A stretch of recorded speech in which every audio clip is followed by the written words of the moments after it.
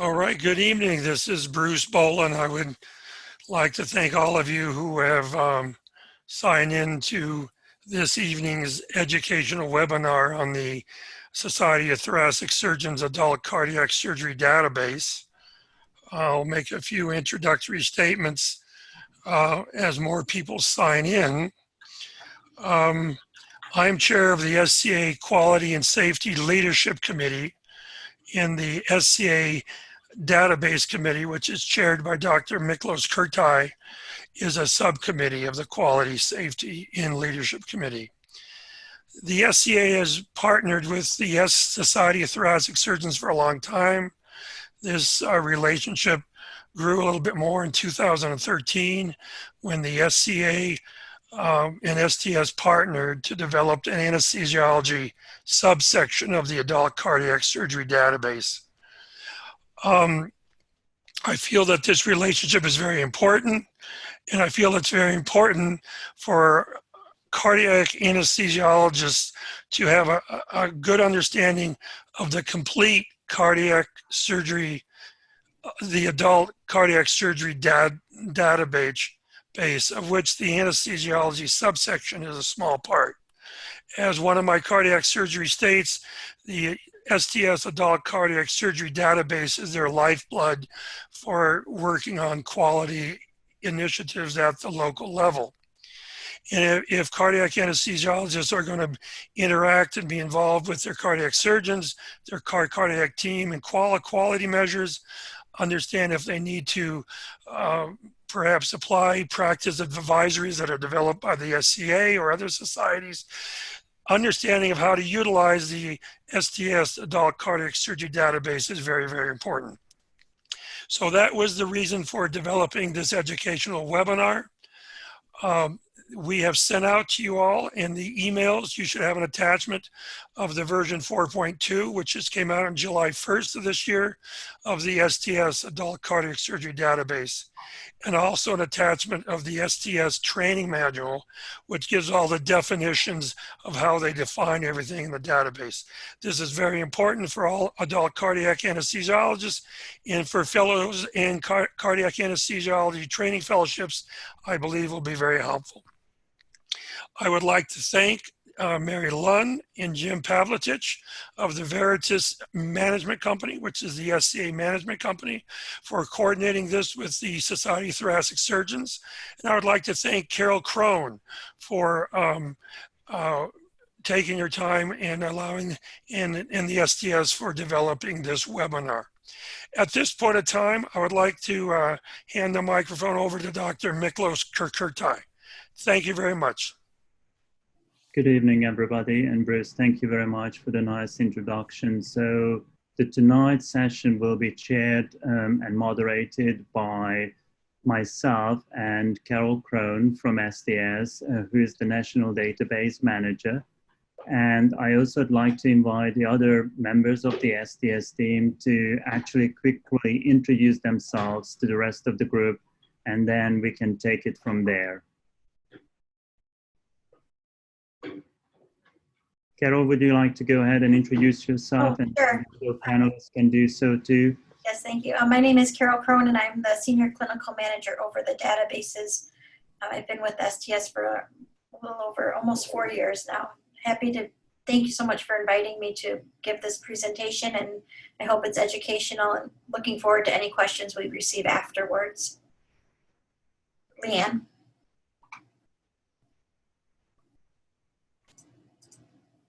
That's Leanne Jones. She's the database manager for general thoracic and congenital databases, and she'll be helping moderate or helping manage this webinar as we go forward.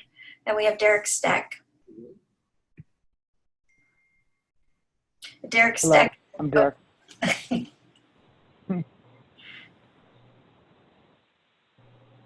Derek Steck is the contracts manager for the database. If there's any questions related to site contracts, or if you are interested in joining the anesthesia portion and your site already is not participating, Derek will be the person best to answer those questions for you. And we also have Jane Hahn on the line with us, who is the Associate Director for Quality of the national databases, and any operational questions, she'd be able to answer those for you as well. Thank you, Dr. Kurtai.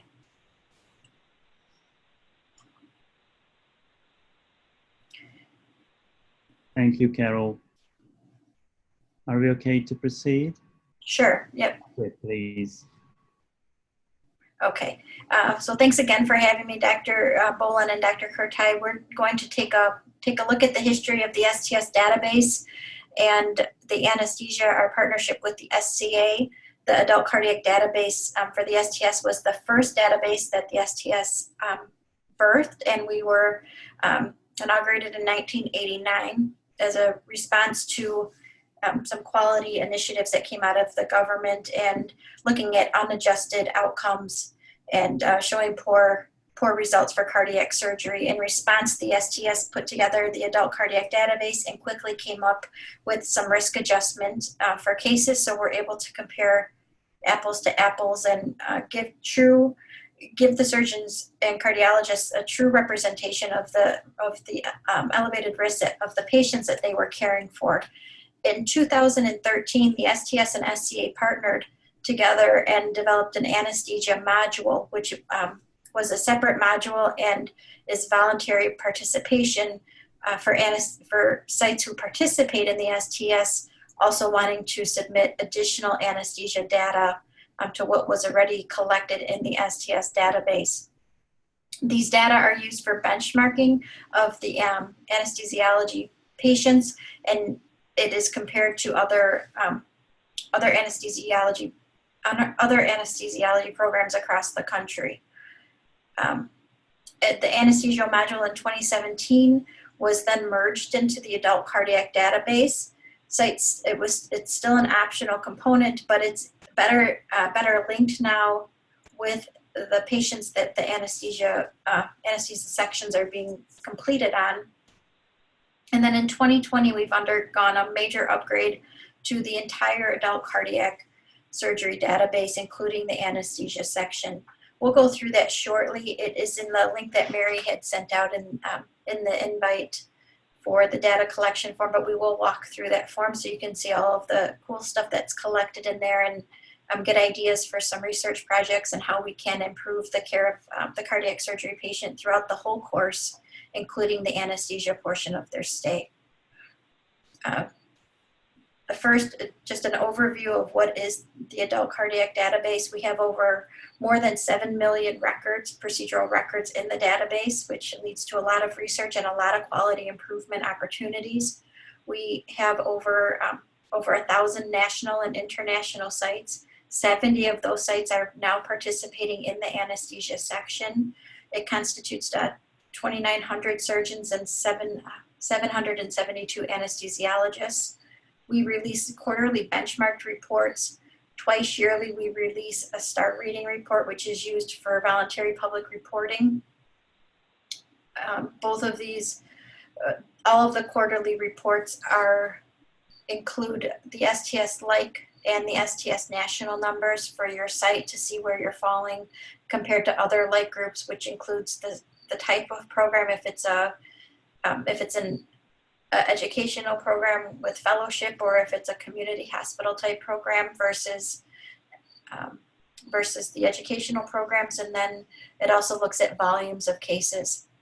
The wonderful thing about the adult cardiac database and the anesthesia section is that we standardize data collection and data definitions for this specialty. We are working with our informatics task force so we can become more standardized with EHR definitions and look forward to implementing some type of automatic abstraction in the future for more variables than what we do now. The STS, when your site submits data to the STS, you have a data manager at your site who typically, 80% of all data managers are nurses. Most have some type of background in cardiovascular, ICU, or OR experience. Probably close to 80% of those nurses then they are either still working bedside or their main job is data abstraction. They submit that data to the STS. to our warehouse, who is IQVIA. We recently partnered with IQVIA for the data warehousing function because of the technology that they bring to this specialty and to their experience working with big data. IQVIA is a leader in this field in dashboard reporting and continuous feedback, data feedback. When your data manager abstracts that data, they may have questions about it. It's important to know who your data manager is so you can work with them, ensuring that your data is accurate and complete ensures that you're getting good feedback. So when you're having QI projects at your hospital, you're able to use the most up-to-date data and make good comparisons, and knowing that your QI projects are moving forward as they're supposed to be. So they may reach out to you with questions in the anesthesia section regarding anesthesia variables, or within the operative section, perhaps a question regarding a perfusion field that they need a little help with from the anesthesia side to better understand. Your data manager then cleans up the data, make sure it's all complete, make sure the numbers are making sense. They submit that to the data warehouse. The data warehouse gathers all that data together. 4 times a year, they send a package, a virtual package of data over to DCRI, who is our data analytics center. DCRI takes that data and they perform risk adjustment on it. We have 7 risk models now, cabbage and valve, or a combination of cabbage and valve, that we look at and we adjust according to the risk that the patient enters the OR with. That those outcomes are then looked at for observed to expected ratios, and then your star ratings are developed off of those observed to expected ratios versus all of the other hospitals in the cohort. And then that data, once DCRI does all their magic, they send it back over to IQVIA for dashboard reporting. And that dashboard, we'll have 2 different dashboards. Right now we're in the process of getting our first round of data back from DCRI into the IQVIA on the benchmarked dashboard. And that dashboard will be available shortly. In addition, we're working on a longitudinal dashboard through our research center, which will contain 10 years worth of longitudinal data for, we'll be able to break it down by, I believe, as far down as quarters, to look at 10 years worth of quarters to see how you're doing with caring for your patients and providing that their patients are receiving quality care and their outcomes are satisfactory. So the major functions of our IQVIA data warehouse is that it's a 24/7 cloud-based platform, which means that your data manager can harvest and clean their data continuously. There's decreased time spent on data submission, so it does save them time compared to the historic way that we have done it in the past. You're able to drill down into cases and see exactly which patient was having a hard time in the ICU, or which patient had a poor outcome, which patient stroked. You can drill down to see exactly all of the patient's data, whoever did have a bad outcome. And then again, the longitudinal benchmarked outcomes are something that's coming in the near future. There's a real-time feedback on data quality. And then we do have an optional web-based data entry, which means your site would not need to use a third-party vendor. They could submit it right directly into the IQVIA platform. And there's no additional fees compared to the database in addition to the database participation fees that we have if you choose to do the web-based data entry. And then I just these were some QR codes I wanted to share, but I'm going to go back to this slide here first. I'm going to walk over, Dr. Kurtai, I think it's time we can walk over to the data collection form. So I'm going to do that here. Thank you, Carol. Okay. I'm just going to make the screen a little bit smaller and pull over the STS website for everybody. And Carol, while you are doing that, I'd like to actually raise the awareness of our attendees that if they have any questions, they are welcome to use the Q&A function of Zoom to start sending in some questions. So at the end, we can have a lively discussion. Yes, that would be great. If everybody could please submit your questions using the Q&A feature, we'll be able to track those questions. And if it's something we can't answer on this webinar, we would be able to have your information and email you shortly after the webinar with an answer if we need to discuss it. But we'd love to have your questions so we can answer those following this presentation. So this is the STS website at sts.org. The fourth blue tab over here is the registries tab, and we go to the STS National Database. We have 4 different registries right now. STS is also involved in the TVT registry. All of that information is housed on the ACC website, but you can find the link here if you're interested in looking for that one. It's here on the left side. The SCA participates in the Adult Cardiac Registry, and our last couple versions are posted here underneath the data collection resources. Our current version, which started in July 1st of 2020, is version 4.2. This includes OR cases, the OR dates of 7/1/2020 and beyond. Version 2.9, it takes care of OR dates from 7/1/2017 through 6/30/2020. So our new version, or updated version that just went live on July 1st, is the version where you'll see the majority of, or you'll see the anesthesia changes that were made. And let me pull that up for you here. And we're going to walk through this form. We're going to talk about the entire form because it's all very important to your site and to ensuring that your patients are receiving the best care possible. And all of these fields have an importance. The risk model variables are marked with the double asterisks, and then we also do NQF reporting for the ACSD, which is free to surgeons if they're for member surgeons, for the STS surgeons. So we have administrative section.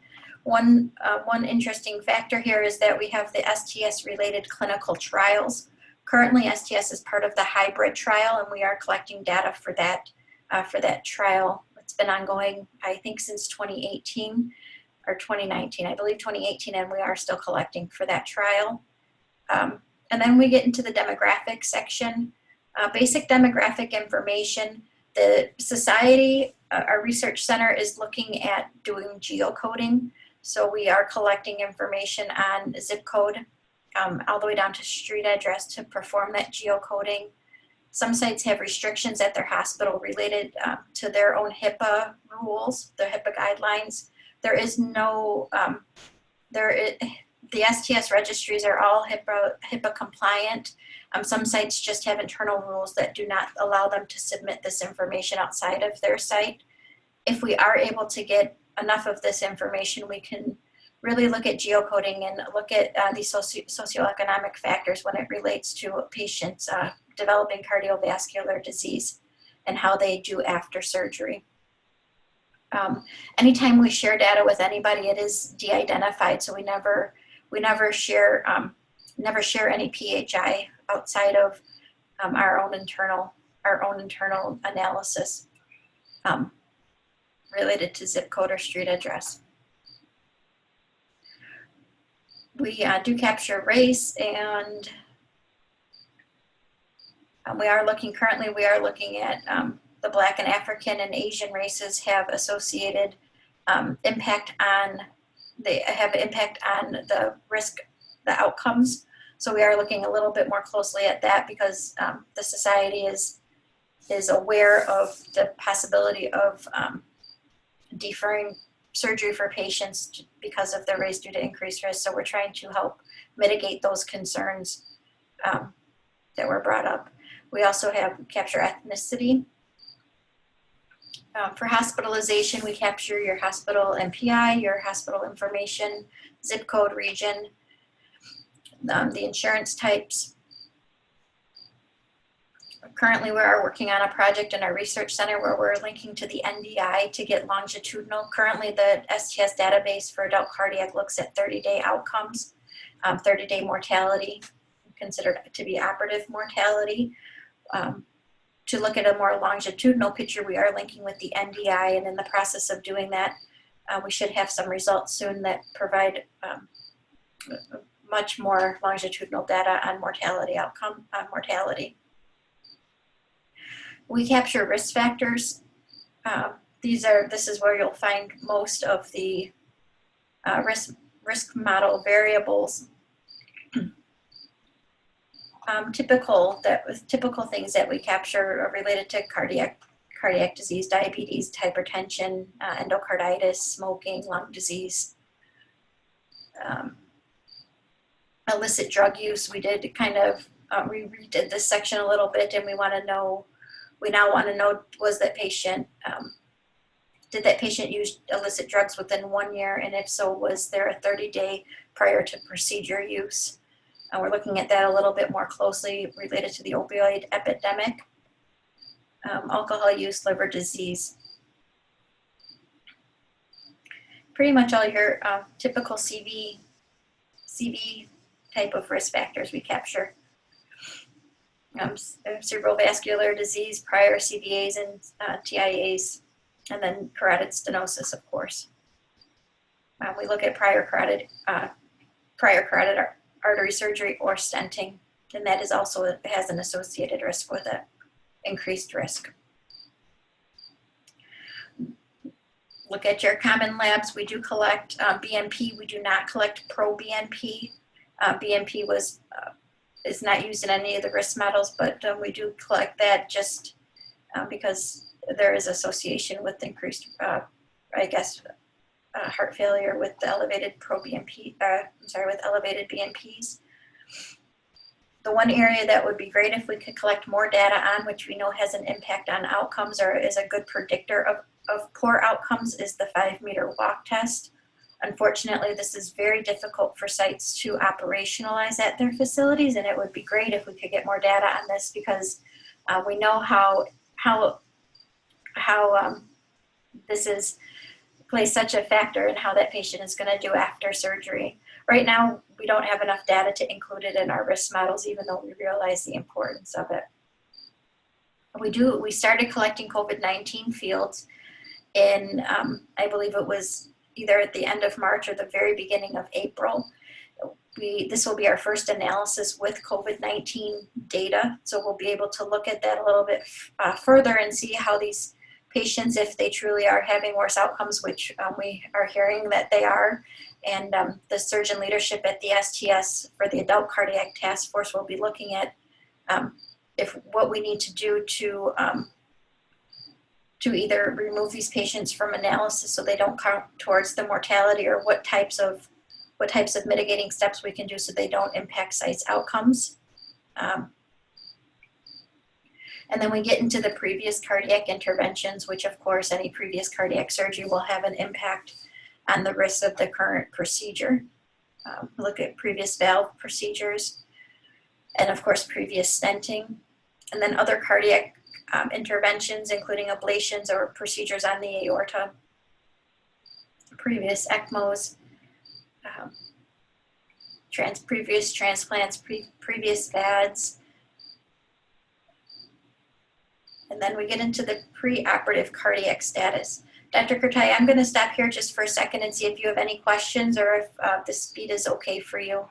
I think the speed is okay for us, and we have a couple of questions, but I guess we could just, if it's okay with you, Carol, we could just wait until the end just to make sure that we kind of don't disrupt the process, and then we can take those questions on at the end. Okay, very good. The next section we have here is the preoperative cardiac status. So we look at the patient, we're looking at the current status of that patient right when they're entering the OR, and then we're looking at what happened to that patient, in recent history. So we want to know about prior MIs, and when that prior MI was. Of course, patients who had MIs more close to the time of surgery are at an increased risk. We look at the primary coronary symptoms leading up to surgery. This is for coronary symptoms, so not related to valve procedures. And then we look at heart failure. One thing that was interesting in this version that we saw mainly with mitral valve cases is we have sites who capture, or surgeons who like to dictate out the NYHA classification for functional. This is related to functional heart failure, not so much the degenerative, I guess you would say. I don't know if that's the right term or not. But what they're looking for is the NYHA classification on all patients, not just heart failure patients, specifically because of the mitral valve patients who do not truly have heart failure, but have the symptoms presenting as such. So we're collecting that information a little bit differently in this version. We capture cardiogenic shock and resuscitation. These patients are not removed from analysis. They are, the increased risk is applied to the risk models. So if your patient has cardiogenic shock and they had to be resuscitated, that patient is going to have a worse than expected, their O to E ratio, the expected on that O to E ratio is going to be worse than somebody who did not have either of these going into the OR. So even if that patient has a bad outcome, the risk is mitigated through the risk modeling, and it's so and this is taken into account when they do that calculation. So your O to E would be closer to 1, which means that their outcome was more than closer to expected, even though they had these two terrible things prior to going into the OR. Cardiac arrhythmias we capture. And then the patients who go in, who are in AFib at the time of OR entry, they would not count as a postoperative complication if they went into AFib after surgery. Patients who are not in AFib at the time of surgery, even if they had a recent history of AFib and they were paroxysmal recent AFib, and they were not in AFib at the time of OR entry, developed AFib after surgery, they would count as a postoperative complication, but that risk is less because of the timing of their pre-procedural AFib. We capture preoperative medications. Of course, the usual ASARBs, amiodarone, beta blockers, calcium channel blockers, nitrates, anti-anginal, the ADP inhibitors, aspirin glycoproteins, 2B and 3A. And then any type of IV or sub-Q anticoagulants. So Lovenox or your regular heparin. And then, of course, Coumadin. And we were collecting DOACs and I forget what the other field was, but they could have both been captured as in this field. So we got rid of the other one and now we just collect DOACs. And then we have the inotropes and lipid lowering and steroids.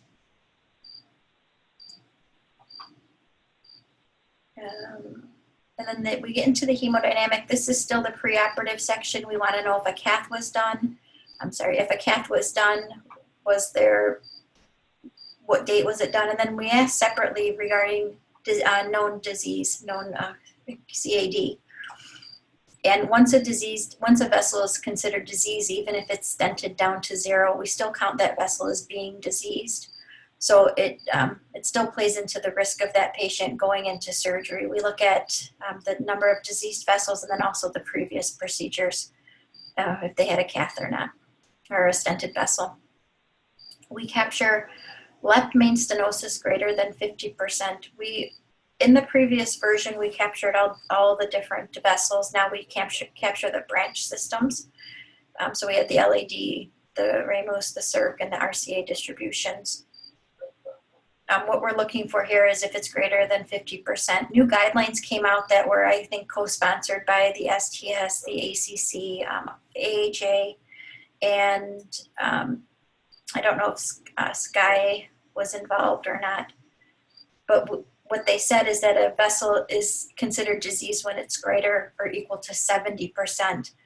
For purposes of our database and the reality that we don't perform surgery on vessels if they're only over 70%, we still capture the 50 to 69% and still call that diseased. But we are capturing greater than 70 to see the difference in those vessels, in those procedures and the outcomes of the patients. And then we capture typical cath or TEE or echo information with the EFs and if the dimensions are available, the PA pressures. And then we look at the valves and regarding regurgitation, stenosis, type of level of stenosis. And then if we have the hemodynamic data available, we look at valve area and mean gradient and aortic jet velocity if those are available. We also look at aortic valve disease etiology, which is, they're all listed here. And then we do the same for each valve. So we look at mitral. Mitral, we got a little fancy with the mitral disease etiology. 2 versions ago, we decided that we would collect Carpentier classification. The previous version, we decided we weren't getting good data on the Carpentier classification, so we broke it down by lesion types. We then, in this current version, we decided that we would capture both and see if we could make better sense of the data and get better, more complete data. So we capture Carpentier classification on the left, and then we capture the lesions that are associated lesions with that classification. So for example, if a patient has a normal leaflet mobility, but they have endocarditis, we would call that a class 1 and capture endocarditis of the native valve. So we started doing that in this version, and so far it's been working out pretty good. I haven't had too much feedback from the data managers about difficulty with this. We do monthly calls with the data managers to make sure that if they, actually twice monthly calls with the data managers to provide education and to answer questions regarding the data collection if they're having any issues. We try to educate on that and address their concerns. So this is one area I haven't seen questions come through yet. The tricuspid section, we have this pretty much same information regarding regurgitation, stenosis, and then the type of disease and the tricuspid diameter. And then the pulmonic valve, we are pretty much doing the same thing here. And it gets, this is a little, each valve we go down, it seems to get a little bit less of the information we want. So tricuspid and pulmonic are always left in the dark, but that's the, and then we get into the operative section. And when we worked through the upgrade with this operative section, we worked with our perfusionists, some from the Perform registry, a couple from the different perfusion societies or groups. And then, of course, the SCA helped with this section in major capacity. So in addition to our STS surgeons. So we worked through this, and it seems we capture, the STS risk score. This is a STS risk calculator that's available online that will give you a number associated, a percent number for the different endpoints, predicting a postoperative renal failure or postoperative stroke, mortality, prolonged intubation, a couple other endpoints. So we ask that the risk calculator is performed on all patients going into the operating room. It's not, but we collect that data just to assess it. This is where that information is collected. It's also one of the NQF measures that we can report for physicians. The incidence, the definition for incidence is into the same space. So a thoracic aorta for the first procedure, and then the patient goes in for a CAB, that would be the first cardiovascular surgery. If the patient was having an aortic root or an ascending aorta and then previously had a thoracic aorta, that would be the first re-op cardiovascular surgery. So we look at the space to calculate incidence. For status, we look at elective, urgent, emergent, and emergent salvage. The risk is there's associated risk with each of these levels. So because it's an emergent salvage, it is not removed from analysis. We do analyze that case, but there is a significant increased risk with emergent salvage cases compared to emergent or urgent. One thing that we did different in this version is that we started collecting emergent salvage reasons, because we were finding that most of the failed TAVR cases were actually turned into salvage cases, maybe because of an annular disruption or a device malposition, but usually it was the annular disruption that would turn that case into a salvage case, and we were not collecting data on that. So we added a couple more choices here, and we are now collecting the emergent salvage reason. We capture approach, and then if the approach was converted, if it was a robotic case, and then the typical procedures are, we capture all procedures that are performed by a CV surgeon who is listed on our consent or on our agreement. We capture bypasses, the aorta procedures, valve procedures, mechanical assist device procedures, and then other cardiac procedures and AFib procedures. We'll get into these more in detail as we scroll through the rest of the sections. I just want to mention here on the aorta procedures, we do capture this, and we have an extensive section that we capture aorta procedure information on. They are not analyzed at this time, but our quality metrics task force is in the process of building risk models for the aorta procedures. So these sections will open up the sections below for the appropriate procedures. We capture CPT codes if the site chooses to collect those, and then we look at OR entry, exit, the anesthesia section, incision start and stop time.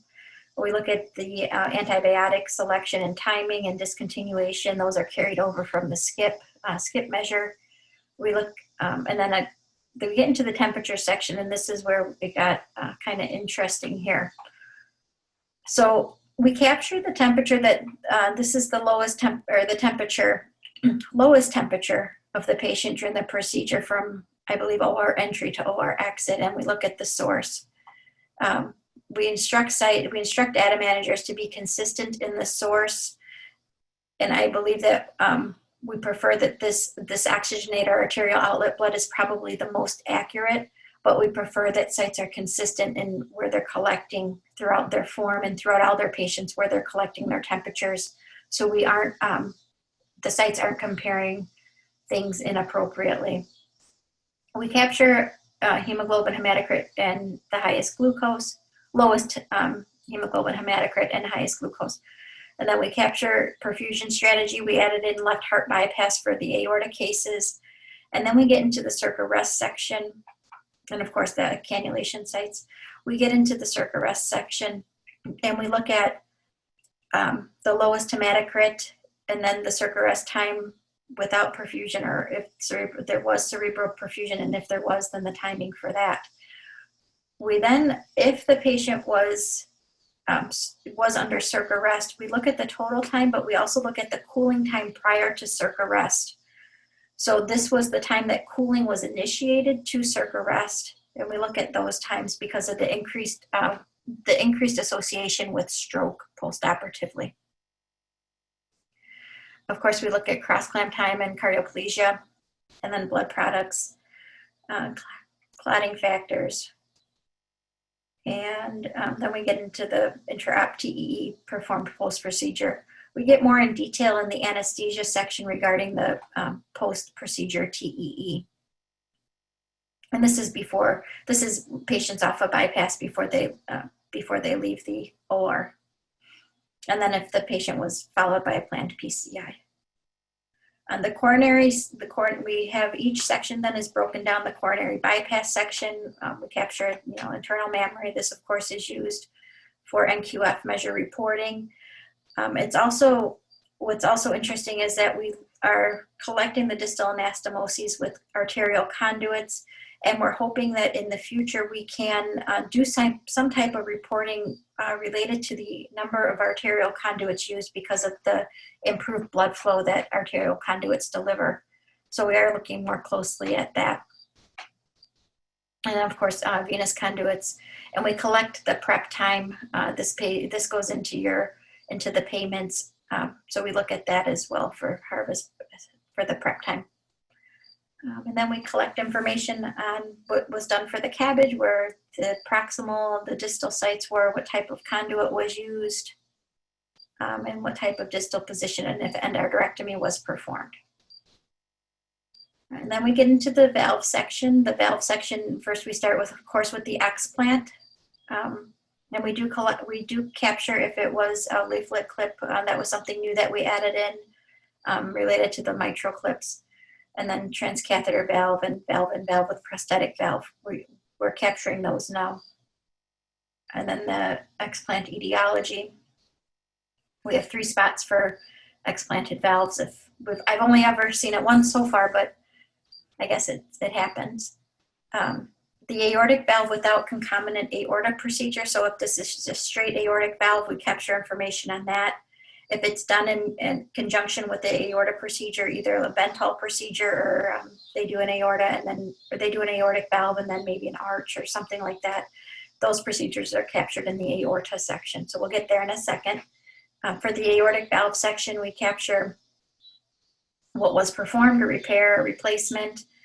TAVR cases are excluded from analysis. So if it's a transcatheter valve replacement, we do not look at those for analysis. Some sites do double capture those between this registry and the TVT registry.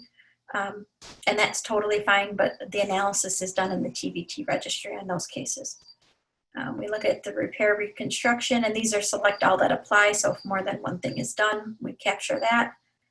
And then we look at prosthetic valve interventions. And we capture all of this more granular data.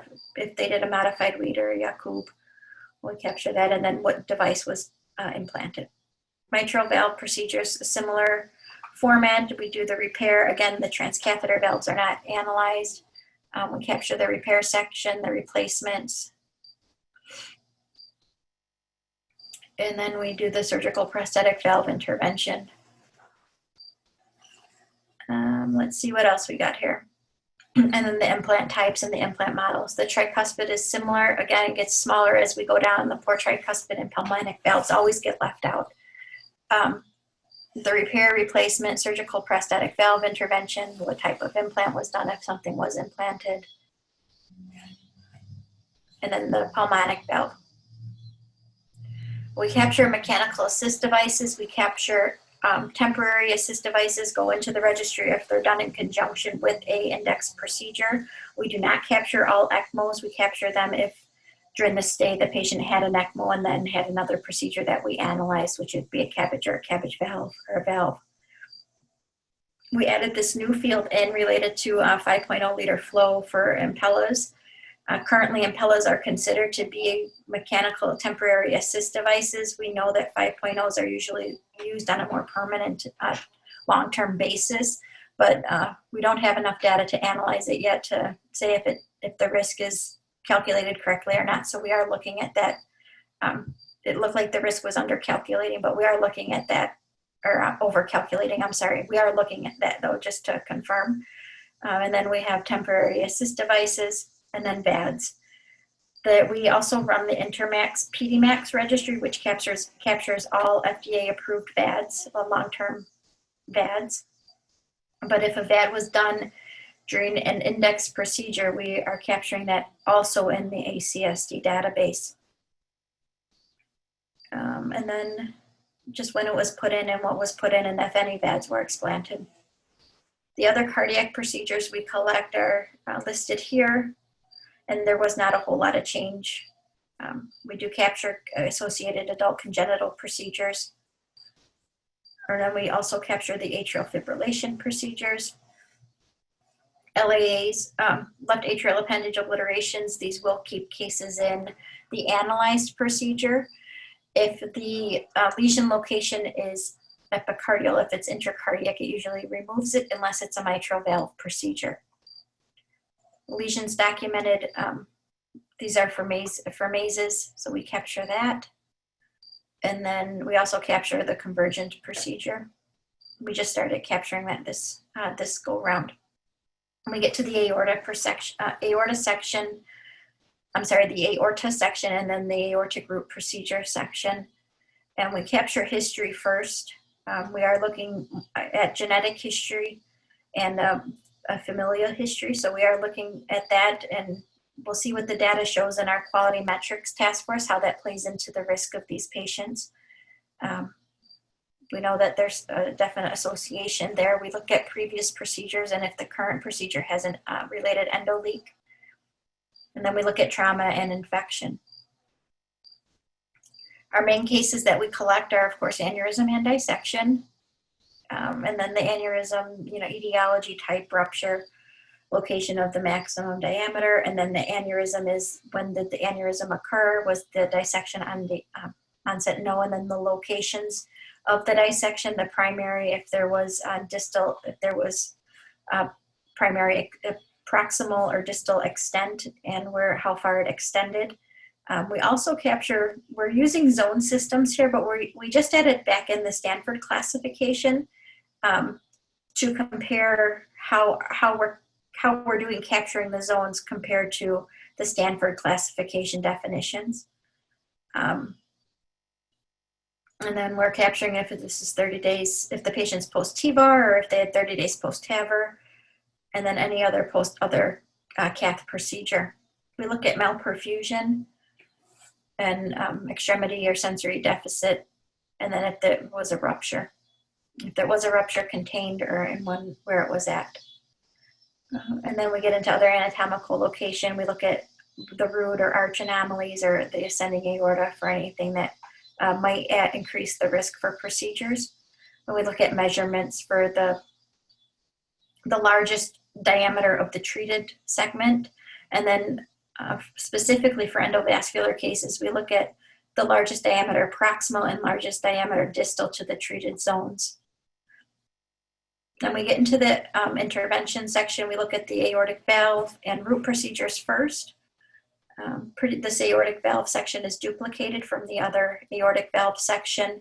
And then we get into the root procedure section where we're looking at bent holes and things like that.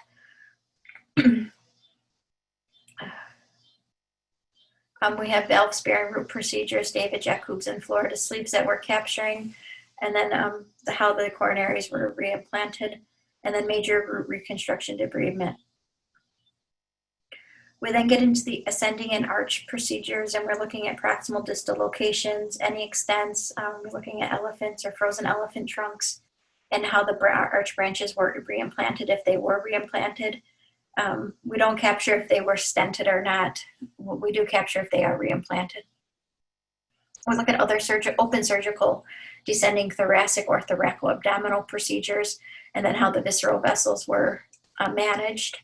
And then we also capture the endovascular procedures, and we look at access, if it was percutaneous, proximal and distal landing zones, and that's why we look at the largest diameter proximal and distal to the treated zone to see if, look at measurements for the devices that were inserted.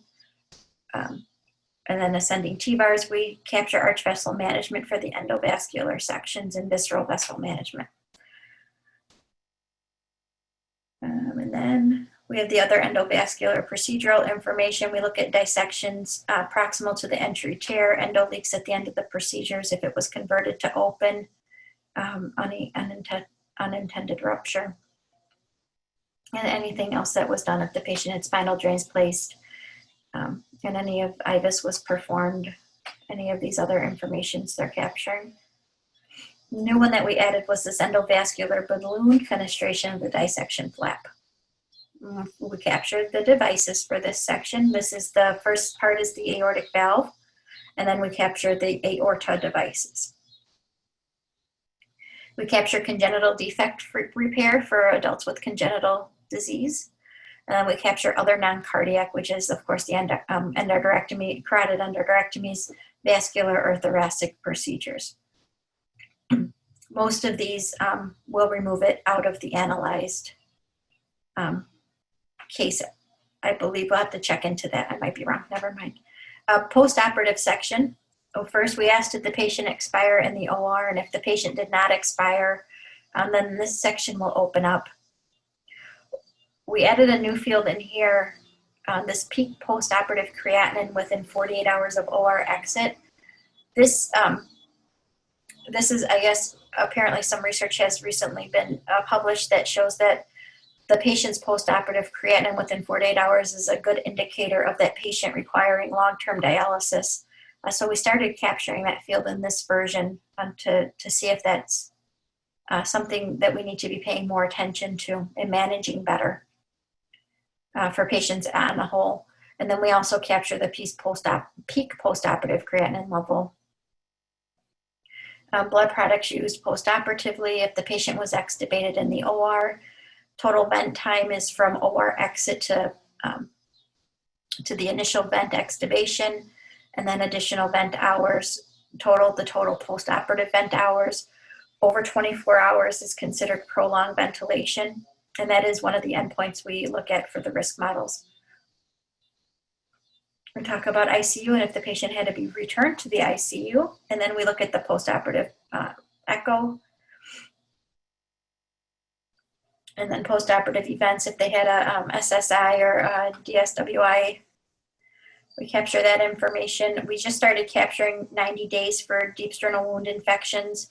If sites choose to follow their patients out that far, this goes with the CDC definition of deep sternal wound infections. So we may make this a more permanent field and require sites to capture that in the future. But right now, sites don't have the manpower to be capturing out to 90 days post-procedure for all of their cardiac surgery patients, so we have to wean them into it. And then anything else, if the patient had a re-op for bleed or tamponade or valve dysfunction, aortic reintervention, and any other reason for them to return to the OR, we look for sepsis, post-op stroke, encephalopathy, peripheral neurological disorders, pulmonary issues. That prolonged vent again is greater than 24 hours, and pneumonia. And these things listed here. We look for renal failure on patients who meet the reuse the rifle criteria for renal failure. And then vascular mechanical assist device related issues, aortic complications, anticoagulant bleeding events related to anticoagulants. We're capturing HIT and HITT, GI events and AFib. We capture if the patient was alive or dead at 30 days. And then if they were patients, we follow patients throughout their entire acute hospital care stay. So if they were transferred from hospital A after a procedure to hospital B for continuation of care, we follow that patient throughout that entire stay until they're discharged from the acute care hospital, capturing all of their post-operative outcomes.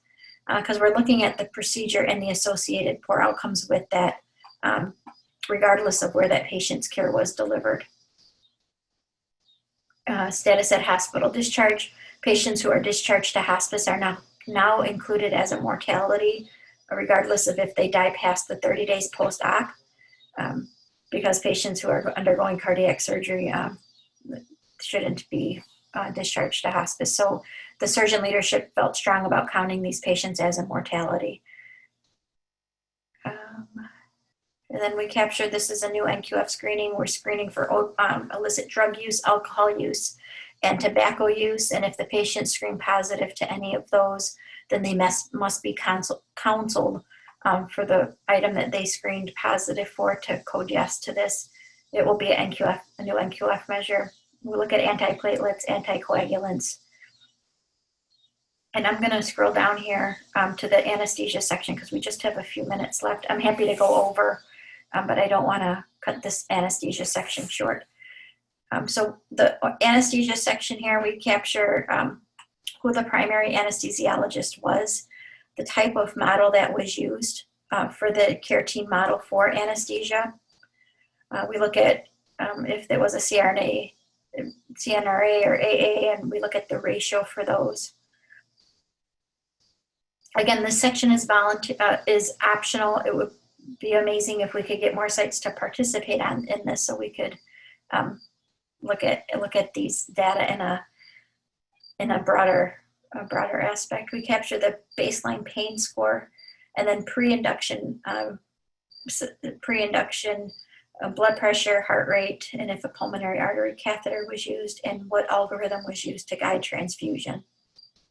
We look at anticoagulation prior to CPB, and if heparin was used, the dose, if that patient required FFPs or antithrombin 3s and the dose of that if heparin was used. We look at bivalirudin or atraban also for this section, and then viscoelastic testing used intra-op, the volatile agents, and when those agents were used. It's a select all that apply. We'll look at intra-op Versed and sufentanil, fentanyl, and Remi. We look at those, and then we look at the multimodal analgesics, OR entry to 24 hours post-op exit. So what we're looking for here is how was this patient's pain managed during the time that anesthesia is mainly responsible for managing that patient's pain, which is usually the 24 hours to the 24 hours post OR exit. And we're collecting these medications here. We capture the core temperature, and we instruct sites to be consistent with how they're capturing this in adult in the other operative section. And we're looking at core temp max during rewarming. So we want to know how what was the maximum temperature that patient was rewarmed to. We look at crystalloids by anesthesia, 5% albumin, 25% albumin, ANH, inhaled vasodilators, IV vasodilators, glucose stro, and intra-op insulin given. These are all the ways that you're managing your patients in the OR, and it's important to see if the way you're managing patients are improving or not improving the care and their outcomes. So it would be, it's really helpful to have this data to look at. We capture the intraoperative processed EEG and the postoperative, post-induction pre-incision TEE. A few things that we added in this upgrade is that we're looking at the left atrial size and left atrial superior inferior and left atrial medial lateral. So these aren't often dictated, but it would be great if we could start capturing this pieces of data. Ascending aorta assessed, we removed this out of the adult section, out of the other operative section. Anesthesia wanted to capture it, so we're capturing it here, and we want to know the diameter, the thickness, and any mobility. CPB used and how the ABGs were managed. These were new fields that were added into this. We're looking at how the ABGs were managed and how they were managed during cooling and rewarming. And then the arterial flow temperature measured and what the highest arterial outflow temperature was. Retrograde autologous priming of the CPB unit, total crystalloid by perfusion team, and then we collect the same, the 5% and 25% albumin by perfusion, hemofiltration, inotropes, and vasopressors if they were used. I'm sorry, if inotropes and vasopressors were used when the patient was weaned from CPB. Cell saver volume, protamine total dose, and then the postoperative procedure use of the intra-op TEE. We're collecting SAM and return to CPP for echo-related diagnosis. We clarified or added a few choices here. We have new wall motion abnormality, which is if there's a residual valvular leak, SAM, paravalvular leak, ventricular failure, other or unknown. And we had some clarification in our training manual that we used for the data managers and provided some education, I believe, on the difference between ventricular failure and new wall motion abnormality. And then we get into, this is additional TEE information, and then we get into the post-operative section. And these are all measurements of the patient in the PACU or ICU, and I believe we look at, I believe our timing is 1 hour upon admission to the ICU that we're looking at, INR, platelets, WBCs, hemoglobin, hematocrit, fibrinogen, lactate, and peak glucose is 18 to 24 hours after OR exit time.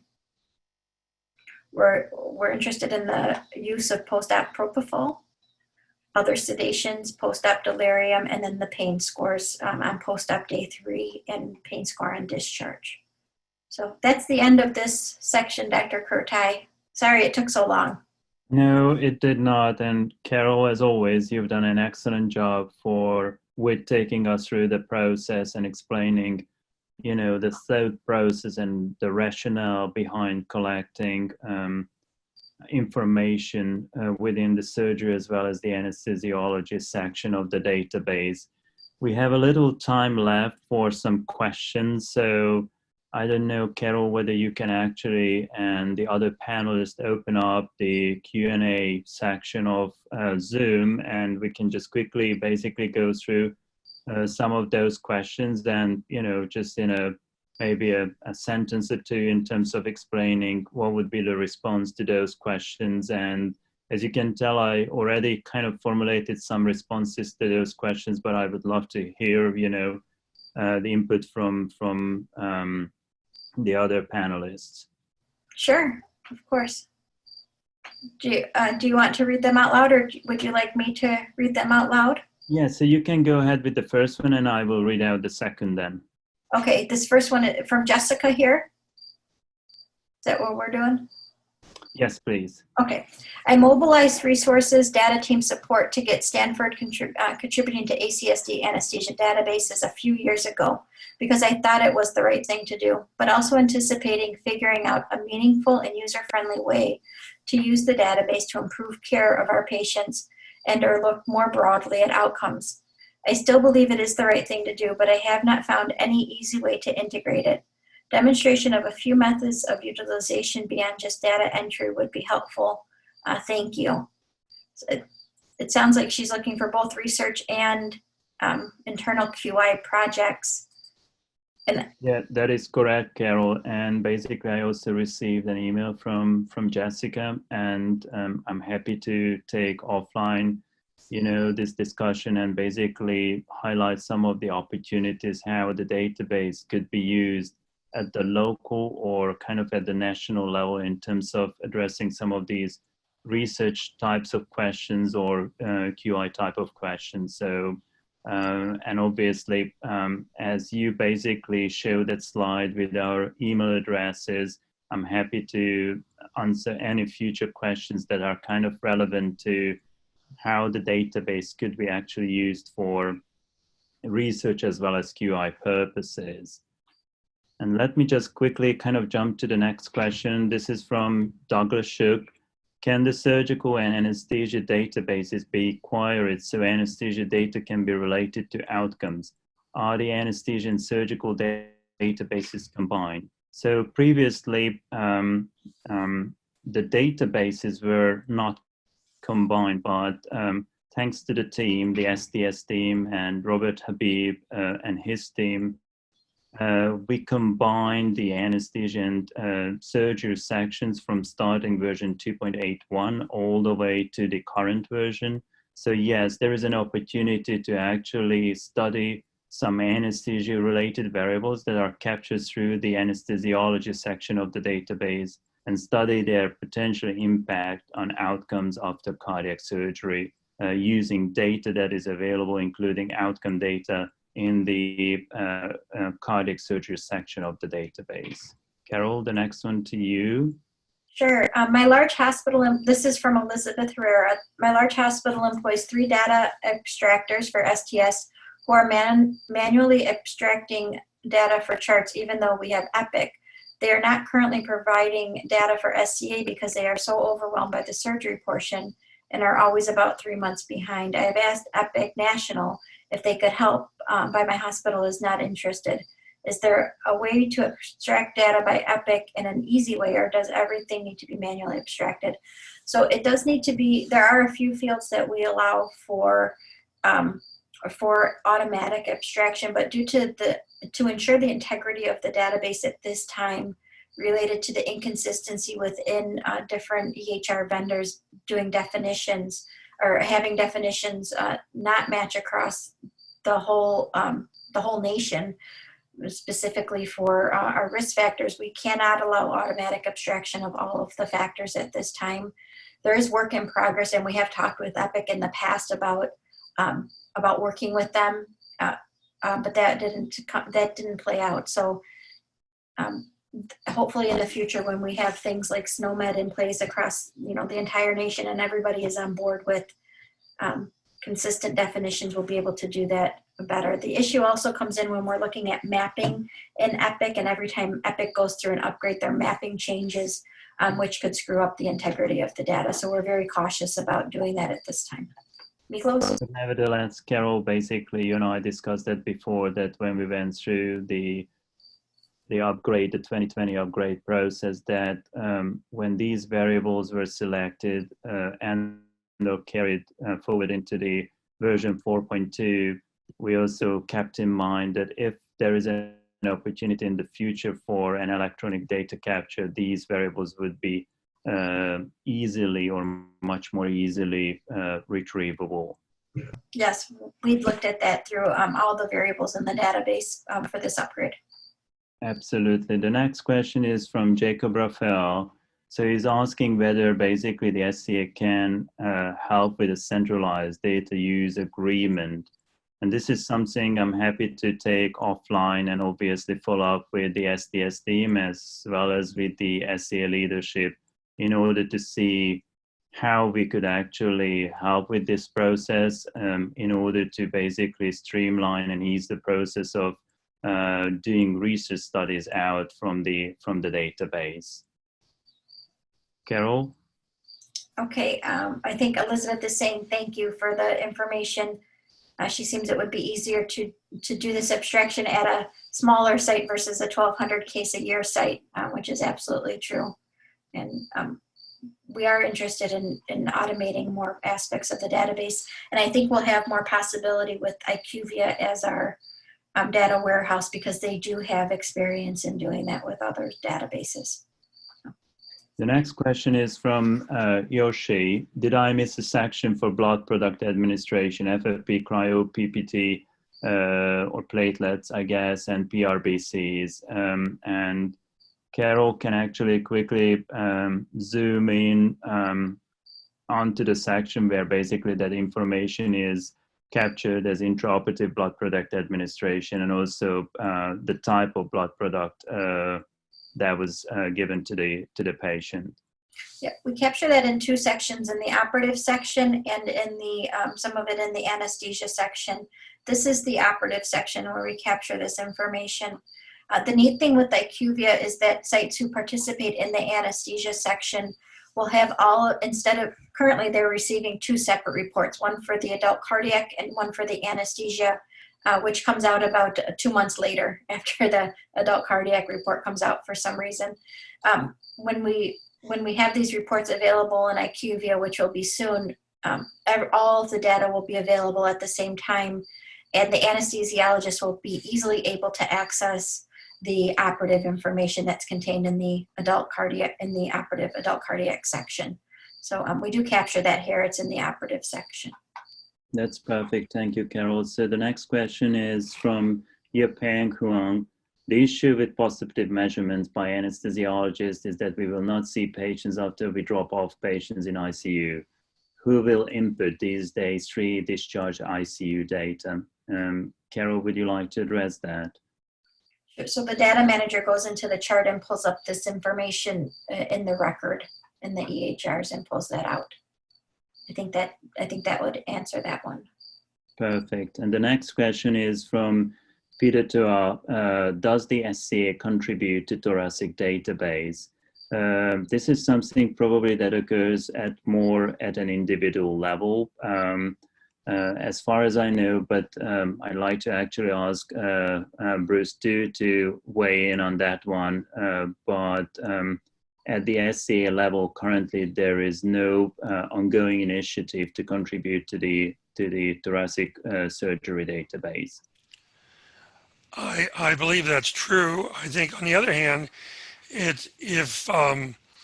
number one, I think our anesthesia colleagues can encourage their institutions to contribute to that. And number two, if people in the SCA feel strongly that we should do that, they should contact Miklos and we can look into that. Does that make sense, Miklos? Yeah, absolutely. So we are happy to basically collect any feedback from our SCA members and members of the different subcommittees and committees within the SCA. And if there is a strong desire to collect information or participate in the thoracic database, we would like to actually hear about that and take up on that initiative and follow through it. I could take this next one. In the section of postoperative delirium, is there a time limit to the diagnosis? For example, first 72 hours or during the entire hospitalization. So what I've pulled up here is our training manual that all data managers have access to. It's updated on a monthly basis with any changes or questions we get in that would help provide clarity. For the postoperative delirium section, we have the time frame from OR exit to initial ICU discharge. So that's how that's the time frame for postoperative delirium. That's perfect. Thank you, Carol. And then I have a final question, which is actually came through my phone. What is data density of all these fields, completion rates?